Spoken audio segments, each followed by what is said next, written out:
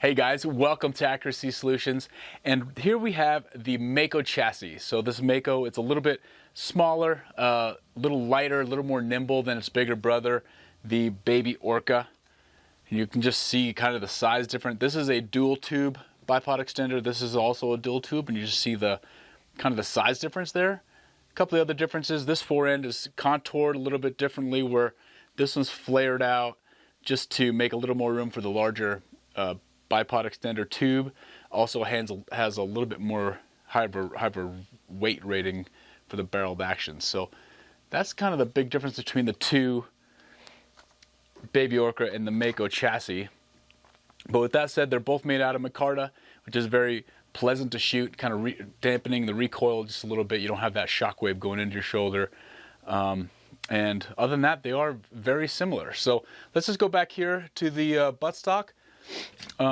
Fully adjustable buttstock. You got the cheek piece, can come up quite a ways. That's fully extended. And then if you need more height than this, you can just take the screw out, take that piece off, and then go ahead and stick this larger cheek piece. And you go ahead and just screw that in, and then you're good to go. And then you can just get it to whatever size height you want. But for now, let's just go ahead and we'll put the standard one on there.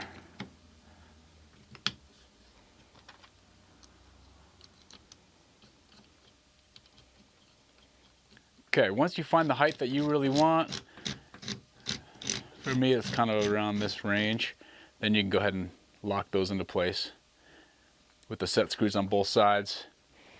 Length of pull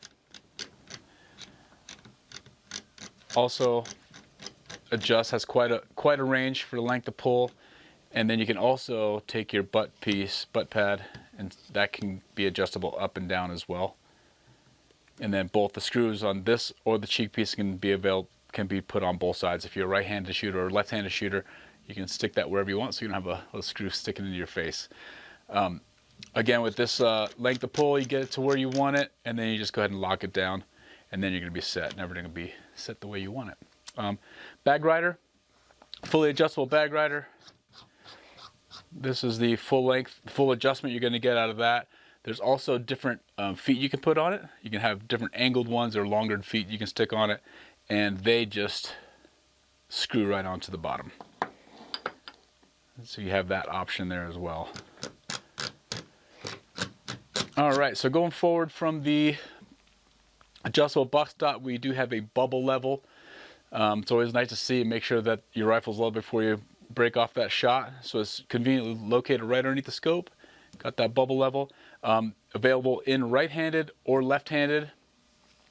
This is actually ambidextrous. It's just, you can just put the piece, whichever piece you need, if you're right-handed or left-handed, and get that set for you. The Mako is available in short action, so it's the only chassis we have that you can get in short action.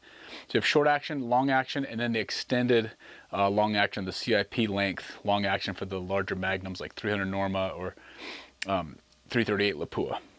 This will take a structured barrel, so if you have a really heavy, large diameter barrel, structured barrel, the barrel channel will take that.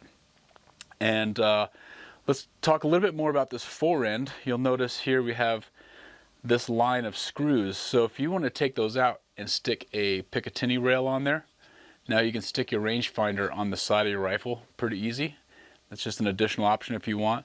Also on the bottom here, if you wanted to run a normal bipod, you can just stick that on the bottom.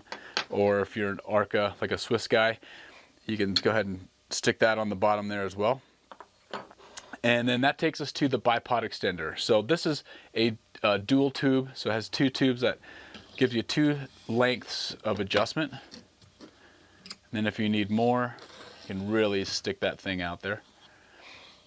So when you have the two tubes completely extended, this one will have a rating of 12 pounds for the barrel of action. So that doesn't include the weight of the chassis itself or the bipod, but the barrel of action with scope and trigger, you'll be limited to about 12 pounds on that. If you opt for a single tube, it's going to take you out to about here for the bipod extender. that's going to take you up to a 15-pound rating.